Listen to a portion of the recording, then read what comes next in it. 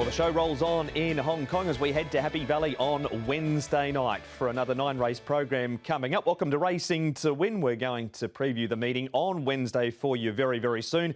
And joined in the studio today by Paul Lally and Tom Wood. And Tom, before we go back to the weekend, what are you looking forward to on Wednesday? Yeah, we've got 9 races coming up Wednesday night. So Mark C+3 course in operation for Happy Valley. The Korean Racing Authority Trophy is the trophy event of the night. And quite keen to see what Colourful King can do up in grade. It's not a big field and there's not too many specialist 1,000 metre horses in that race. We'll hear from his jockey Andrea at Zany on the show. Paul Lally joins us too. Paul, jackpots? No, there's none. No jackpots for this meeting. We had plenty of money floating around on the weekend, of course, but nothing for this particular meeting. Yeah, I'm with Tom there with Colourful King. He's up 9 points, lightweight. I think he's going to be tough to beat. He'll be odds on. He'll be short, but I think he can go up and win again. Speaking of odds on and short price winners, Tom, we're going to review FWD Champions Day right now, and this horse, well, the word freak gets used way too often when it comes to horses, but he legitimately is. He legitimately is. You are dead right there, Mark, and he obliterated them again. 21.78 for his final 400 metres. Another superb performance from him, an unblemished season, 8 wins, equaling the feats, of course, of Lucky Swainess and Beauty Generation. But you've got to take your hat off to David Hayes and the connections there with how he's been handled all season, Paul. But great runs from Satono Rave and also Helios Express. He again put up the fastest 400 of the race. He must be sick of the sight of Kahing Rise, isn't he? He's been placed from so many times. Any other season he'd be top horse, you know, around, but he's just run into an absolute freak here in Kahing Rising. And the one thing when you talk to David Hayes, talk to them, they're just so confident they're going to win. He seems, you know, bulletproof as such. We went from him at a very short price quote, Paul, to Red Lion, who was almost 100 to 1. 90 odd to 1, ran second in the race last year, and it just got up. Good battle with Voyage Bubble, and what a great win. Tastiera, a big finish for Japan as far as the win goes in this race. Tastiera, Damien Lane, Tom, and prognosis, another minor placing. Yeah, so we're talking about bridesmaids when it comes to Hong Kong racing. He is exactly that here, but there was a lot of late money to suggest Tastiera was going to certainly front up and win well. Noriyuki Hori, of course, the master trainer out of Japan. Near Realism was a horse that won this race for him a few years ago, and massive run from Caliph, considering he got into a bit of sort of trouble coming off the back straight, Caliph, and he was 6th here in December. He's upgraded his placings by 50%. He has his new home from December too, now trained out of Bahrain, so they may be keen to come back with the way he has finished off. Here's the ratings, Paul, and Kahing Rising now joins Romantic Warrior on the ratings list. Yeah, up 2 points there. Look, Red Lion went up 7, as you'd expect.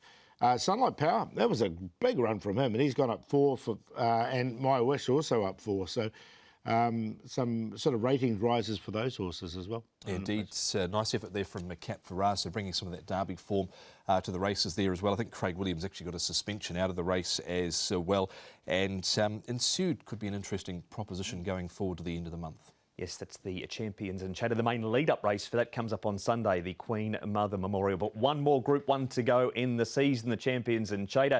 A couple from overseas might make an appearance too. Dubai Honour being touted, Stellenbosch, and hopefully Rebels Romance may come back, but that is all yet to be confirmed as we head towards the end of May. Rightio, Happy Valley coming up on Wednesday night. This is the information for meeting 67, C+3, the rail in the extreme position. We've got a 6:40 start time in the 2 races we focus on, races 3 and 8. The Class 2 over the 1,000 and the Class 3 over the 1,650 metres. There's quite a few 1,200 metre specialists in this race. Having a go at 1,000. Sonpak Fu was one of them. He's never raced at the trip. Aurora Lady's another one. 4-time winner over the 1,200. He did place down the straight at Sha Tin. Red Elegance, proven 1,000 metre horse. 4-time course and distance winner.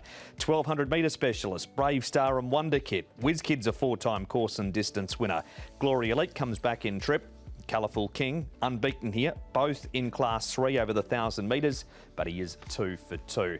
Glory Elite, Paul, we know him better at 1,200 metres, but you still think he'll have the pace to find the top. Yeah, I do. I think he's got really good speed, Glory Elite. Aurora Lady has as well, but didn't miss the start last time. But that was unusual for that horse. Whiz Kid has got pace over 1,000. Brave Star More, the 1200 metre horse. Colourful King could just get that lovely run midfield. Wonder Kid's drawn wide. Red Elegance and Sun Pack Fool, I think, is going to go. He goes back over 12. Occasionally goes forward, but over 1,000, I think he'll definitely go back. And Tom is our man with the interviews today. He was at Sha Tin early on Tuesday morning to talk to Andrea Razzani, Colourful King. Andrea, Colourful King out of the David Eustace barn. He's done a super job since arriving here. He's only a lightly tried 3-year-old who's won 2 of 3.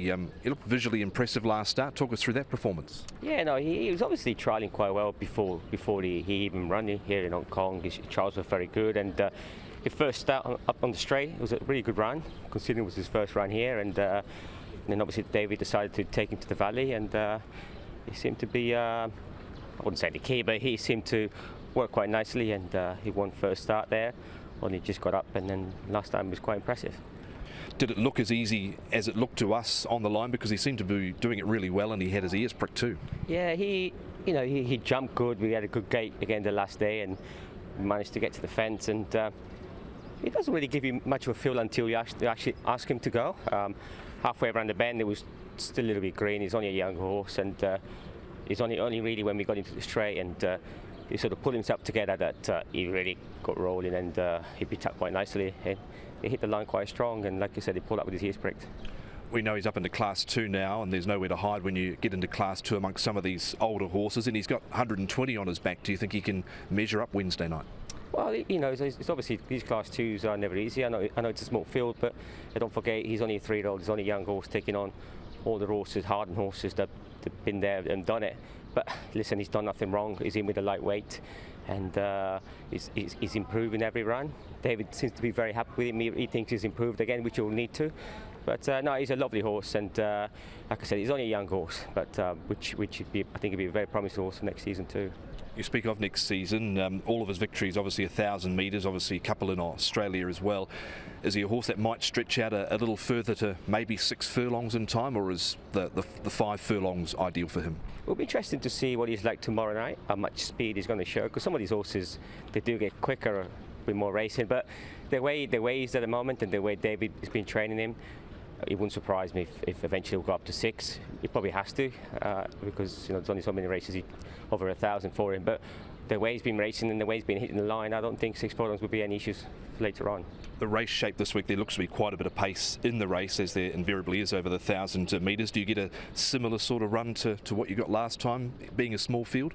I hope so. We've got a good gate in one, and just get it. Obviously, this sort of distance is very important to jump good, and hopefully get him out of the gate as well as we can, and let him travel wherever he's comfortable. And very similar to last time, just went to the straight and have a go at them, and hopefully they come back to us. But no, he's been doing everything right, and he's a very nice horse, and it'll be interesting to see how he copes tomorrow night. There he is, Paul Andrea Razzani. Have you got any concerns with him coming up in grade? Do you think he'll still just be too fast for them? I think he'll be too fast. As you say at the start, there doesn't appear to be too many 1,000-metre specialists, so there's a little query over a lot of the runners in this. I can just see him winning again. Yeah, obviously been pretty impressive so far. He's off a rating of 82, so as I said before, there's nowhere to hide in this grade when he comes up to Class 2 as a 3-year-old. But if he kept progressing and heading in the right direction so far, he could be a horse that they could look at for Group 3 races next season, like the National Day Cup Bohemia Sprint Trophy down the straight 1,000, because the trajectory that he's on, he'd be able to handle that. Absolutely. That is Colourful King, Tom. Now, Wonder Kit's one of these 1,200-metre horses. Here he is, winning last time. 109.67 was the time. When it comes to the 1,000 metres, he's never tried it at Happy Valley, but he did place down the straight at Sha Tin. It jumped really fast last time out when he did win that 1,200-metre race, and then he just stalked the pace and was there to run down the leader, who I think was Sugar in that race, and did it pretty comfortably. But the distance is the concern I've got for a few of these, Paul. Yeah, he's definitely one of them in that regard. One thing with him is he has been placed up on a 2-point higher rating, so he's capable. But I'm with Tom. I just think the distance is wrong for him. That is Wonder Kit. This is one horse, Paul, that won't mind the 1,000 metres. Red Elegance. He's a 4-time course and distance winner. Dougie White has him absolutely flying, the grey. Yeah, look, he'll sit back, Hugh Bowman aboard, and he'll be finishing off strongly. So you're right, he's definitely one of these ones that will relish the 1,000 metres. And obviously just needs a bit of luck and certainly some pace on, which he's going to get here from barrier number 7. He was just off the pace and really ran down Youthful Spirit strongly over the final stage and actually won going away. He's trialled since up at Trungfa, was pushed in a trial a little bit there, but as I said, he's a 1,000 metre specialist. He's definitely one that needs to be at the forefront of the list. Back to one of the 1,200 metre horses again here, Tom, in fact, a few of them. Aurora Lady, Sonpak Fu and Brave Star. Aurora Lady's been back to the trials too. Led up, ended up running third in that trial. Again, what about the 1,000 metres for this trio? Yeah, I'm not that keen on Brave Star, this grade, course and distance. I'm not that keen on him, but Aurora Lady really tanked along in a recent trial. It's whether he's good enough for 1,000 metres, Paul. He's had a great season. He's won 4 from 11, comes out of this race, Beauty Destiny, won Gustav Sissimo's, come through and won out of it at Sha Tin. It's just whether he's good enough here at the 1,000 because he's had a great season. Yeah, look, I think he could be because he did run second to Bottom Up Together down the straight 1,000, and when Bottom Up Together has gone on to better things. So that form looks quite good now. So as you say, he can tank along this horse. So I think the 1,000 will be okay for him. The next one have a mixture, Paul, of 1,000 metre horses and 1,200 metre horses. Whiz Kid, where's he at the moment? And Glory Elite, we saw on the speed map, the likely leader. How far can he stay in front for? Yeah, look, I think he'll be there for a little period of the time, Glory Elite. He'll go in on the minor line. Yeah, I'm not sure about Wizkid. He just seems to be out of form a little bit for me. Yeah, he's obviously a good horse, Wizkid. He's a Bohemia Sprint Trophy winner. That was his last win off a rating of 93, so he's actually several points below that now. Glory Elite obviously got involved in that speed battle with Ladies' Choice last time out in this race. It fared better for Ladies' Choice than it did for Glory Elite. That's when he performs his best, is when he can dictate in front, but he copped some pressure there, and Zach was only complying with the instructions that the connections wanted, but didn't fare so well with that speed battle. Oh, that's the boys' thoughts on the 1,000 metre Class 2. Paul, you're with Colourful King, who's in for second, third and fourth. Yeah, he's on top, Colourful King. I'm going to put Aurora Lady in for second. I think he'll be fine over this 1,000 metres. For third, there, Red Elegance, again, another 1,000 metre specialist, and Glory Elite, they're in for fourth. So 8, 2, 3 and 7.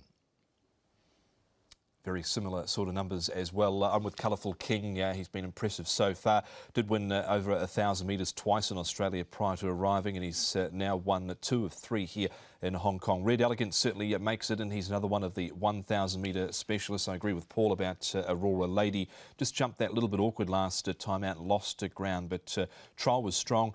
And then I put in Glory Elite as well. Obviously, he'll be there for a fair way, just whether he can see it out. But he will be up at the pointy end for Derek Long and Jimmy Ting out of barrier number 5. 8, 3, 2 and 7. It is break time here on Racing to Win. We'll come back with plenty more right after this.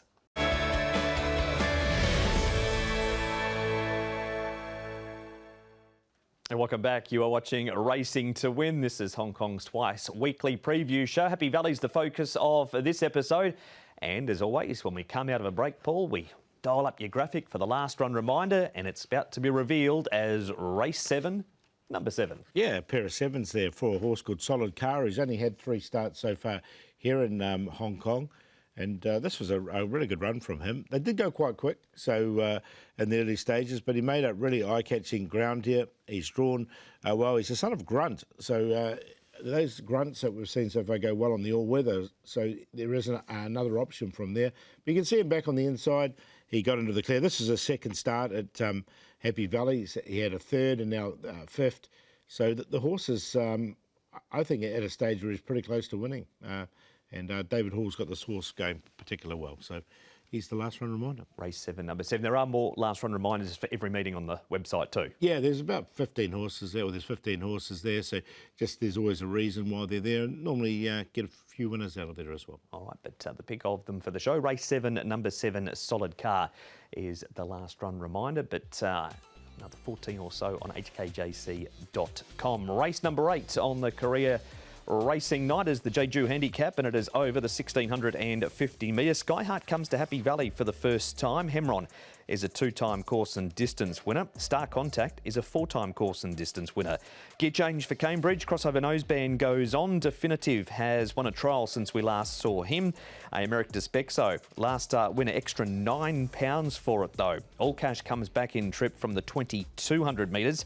Wider draw and an extra £8 on the back for Flying Fortress after his last start victory. Kalachi improved getting onto the turf at his second start. Happy Valley debut for Beauty Crescent, also first time at the 1650. Sturdy Ruby is a 2-time course and distance winner, and Satanta has the blinkers coming off, Paul, and that graphic, the top right-hand corner, is not a good sign for Satanta. Good to slow because he loves the pace. Yeah, look, I thought Definitive could get to the front and basically dictate. Now, the horse that's likely to put more pace into the race, if there is All Cash, because he's been going forward recently. Skyheart, he's coming here for the first time to Happy Valley, and he's an on-pace runner as well. So there is that possibility from barrier 2, but I'm pretty sure Hugh Bowman would be happy to let Definitive go. Hammer on, Beauty Crescent, another one coming here to the Valley. Back to Cambridge and Sturdy Ruby. We head back to Tom doing an interview on this race. Flying Fortress is the horse. His jockey is Harry Bentley. Harry, Flying Fortress, nice enough 4-year-old who picked up his first win last time out. You sat that bit closer in the run. How did you rate the overall performance? Yeah, I thought it was a good performance. We got a beautiful run through, as you say, and once he struck the front, he was able to put the race to bed, albeit a little bit green. Those early stages, did it just take him a little bit of time to sort of settle and find his racing rhythm? Yeah, he does. He does race a little bit keen at the moment. He's still sussing the whole thing out, and once he relaxes that bit, he's going to be a little bit more effective. Barrier 10 over 1650. Does that sort of force your hand that you might have to go back and ride him for some luck? Because we know he does have a good turn of foot too. Yeah, I think that's probably the best play. Obviously, I'll speak to Cody and see what he wants me to do, but I'd just worry about setting him alight if I tried to go forward with him from that draw. So, yeah, it's most likely we'll just take him back and hopefully come home well. He's been an improving type. Paul Otley raced still in Hong Kong, Flying Fortress, but he's gone the right way, so much so with that win next to his name. Yeah, definitely. And look, he'll go in the numbers for me on a minor lineup because I think he's quite progressive. Yeah, and he obviously was a bit keen in those early stages last time out, but we've seen him with that great turn of foot that he's produced in the past, and he's got some solid form lines. He's done a reasonable job since he's arrived here. He has. That is a Flying Fortress. On we go now, Tom, to Sturdy Ruby running 7th. This was a bit of a shock win. Emeritus Bexo, not so much so the fact that he's won at Happy Valley because he loves the place, but over 1650, been an in-form Highland Rahi. Can he do it again with the extra weight, though? Well, that's the thing. He's got a further £9 to carry, but he really picked up strongly. Obviously, it'd been a terrific 1,200 metre sort of class 3 and 4 horse around Happy Valley, but he's got another string to his bow now. Whether he can make it 2 in a row, that remains to be seen because his wins sort of have been a little spaced, Paul. Yeah, he hasn't put 2 together in the past. One thing he has done, though, he has won off this rating before, 67. But, yeah, I was happy to watch him. And this is Emeritus Bexo, also over 1650 prior to that win, Paul. Hammer on 4th. Zach Purton jumps aboard him this week, so that's important to take note of. Definitive, up outside the speed. He's been in your numbers in the past. Do you have him in again? Yeah, look, I have. He's trialled well recently. Definitive.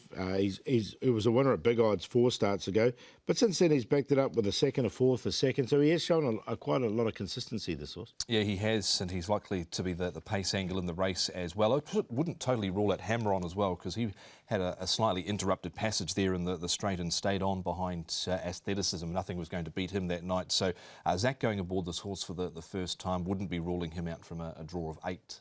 He's been in your numbers a bit too, Hamron, hasn't he? Yeah, he has. Obviously wasn't on him when he won, but I'll jump again on the bandwagon. I was on him before he won, but not when it counted, obviously. That is Hamron. We move on now, Tom, to Skyheart. Now, he's had to go back to the trials since he was concerned about his action behind packing Turbine, pretty much eased him right down.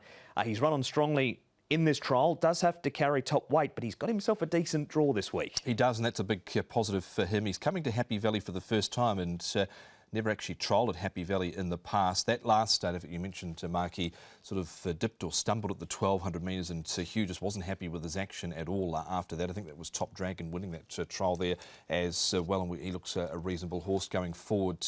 Up 14 pounds on the fresher side, where he has run well fresh in the past. Yeah, I've included him. I think he's a horse that should suit Happy Valley. We don't know until the actual race day, but he puts himself in the pace. He's gone too. I think he'll sit just in behind the speed. Casper founds Paulie had such a great night last Wednesday night. This is what he's done. He's a little behind Mark Noonan. There's not too much in it for the top of the trainers at Happy Valley. What about his runners on Wednesday night? Is there a few through there that could figure again? Oh, look, he's always got chances, hasn't he, Casper at Happy Valley? Sky Profit I got in the numbers there, as Perfect General as well. I think those two on that page probably are his best chances. Sky Heart and Colo Angel was the recent winner. He certainly is. He's in good form, and I wouldn't totally discount him in that final event as well. Obviously, Casper's had 38 winners through the course of the season, and 6 winners across the last 10 meetings. So you'd say he'd be relatively happy with the way the stable's going. Similar sort of seconds, thirds and fourths. So yeah, he's ticking along quite nicely, and he'd be looking to take that Happy Valley crown back. He hasn't had it for the last couple of seasons as the official king of Happy Valley, but he's making a good dent this season. He is, and he was right on target last Wednesday night there at the Valley also. So that's a look at Casper's runners, his stats, and also some replays leading into this race. Paul, race number 8, what are your selections? I'm going to go with a value runner on this, Kalachi. He's only had the 2 starts, one of them at Happy Valley where he ran 3rd last time, and the other prior to that he did run on the all-weather. So showing a liking for Happy Valley. Sky Heart coming here for the first time, definitive, and Flying Fortress on the back of that interview, 9158. Going with some each way in this race, and it is Cambridge, who wasn't the worst last time out for Brenton of Della and Derek Lung and Pierre Rung, who team up here from barrier number 11. Now, he's going to need a little bit of pace on. Ran a nice enough 5th, I thought, behind Flying Fortress last time out. That was definitely his best effort here to date, and he's trolled up okay since. So just needs a bit of luck and a pace on from barrier number 11, Pierre Rung and Derek Lung with the Cambridge, a former Aidan O'Brien trained galloper. Hammer-on goes in. He'll be right there, I think, for Zach Purton after being slightly held up behind aestheticism last start. Definitive off the front for David Eustace, and Karis Teatoney's really turned the corner in the back half of the season, has definitive getting a win back in January, and Flying Fortress just has to take that next step up here with a further £8 on his back. 4, 2, 5 and 8. We've seen 2 races previewed on the show. If you want race-by-race analysis, jump on the website, hkjc.com, and click on audio and video for race-by-race analysis, including Paul's selections. Among those selections, Paul, will be your best bets. Yeah, it comes up reasonably early in the card, race number 4. It's number 2, Everstar. Really unlucky last time. Look, you can see how wide he was. He didn't get anywhere near the rail. He'll get a fright if he sees the rail coming up on Wednesday night. The widest runner as he comes down, and he finished off really strongly here. So, look, he's a horse that looks close to a win, Everstar. So, yep, he wasn't far away at all. As far as the value's going, we're going to go with Kalachi. Race 8, number 9, Kalachi. And he's just had the 2 starts in Hong Kong. And we'll do the play in race number 2, QQP, Top Time, there with the Azure and Atomic Beauty, 2, 5 and 12. Best Me comes up in race 5. It's a Zach Purton mount with the Mission Strike. He's got the blinkers on, and he's back here to Happy Valley. He's only a lightly tried son of Done Deal. This was his run at Happy Valley a couple of runs ago, making good ground down the outside behind Beauty Alliance, who of course went into the Derby, didn't do a great deal there, and was not able to run top 3 last Wednesday night. But the blinkers are going on, back from 2000 at Sharton last time out. Cambridge race 8, set number 4, we just touched on him. His best run to date was last time out, and we'll go to the play in the last with Kaholo Angel in good form. Storming Dragon is always there or thereabouts, and Golden Rise from barrier 1. Going to stay with the Storm Rider, beaten by Golden Empire last time. Similar sort of draw, but he does appear to be getting close to his 3rd career victory. Brenton Abdullah for David Hayes. Me Time had no luck last time. He got badly strung up at the 250 metre mark. 1,800 metres he has a good record over. And we'll go Casper for a play in the all-up. Race 6, 2, race 8, 1, race 9, number 1. in the last 4 races there, races 6 through to 9. That has been Racing to Win. The diary's about to come up, Tom, as we see what is upcoming, and the main lead-up race, a rare 2,400-metre race on Sunday. Yes, only a field of 6 by the looks of things going to line up there, and then we're moving into the French May meeting coming up, Paul. Always a popular one, that one as well. Yeah, that's going to be a lot of tactics in that 2,400-metre race. We'll talk more about that later in the week. That has been Racing to Win. We'll see you at the Valley for a 6:40 post time.